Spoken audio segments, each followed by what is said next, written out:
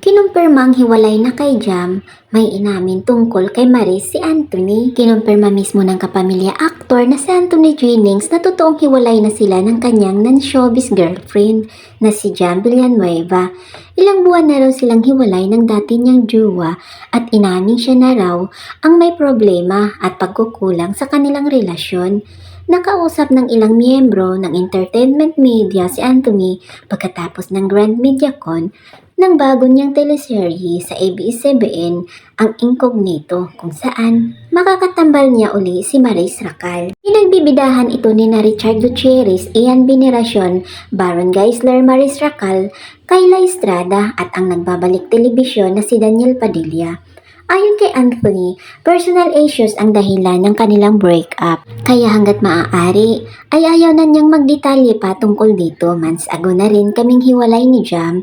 Nakiusap din ang binata na huwag nang intrigahin at guluhin ang private life ng dating karelasyon dahil hindi naman daw ito artista. Diretsahan din niyang inamin na siya ang may sa relasyon nila ni Jam. Problema ko yun, dapat ko yung ayusin mag-isa. Samantala mariin naman niyang itinanggi na may relasyon sila ng kanyang ka-love team na si Maris Racal. Magkaibigan lang daw talaga sila ng actress.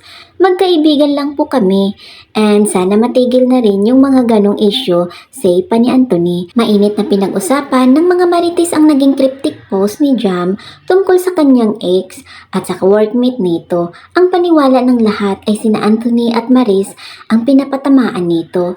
Nauna rito, umiyak na inamin ni Maris sa isang press con na hiwalay na sila ng kanyang ex-jowa na si Rico Blanco.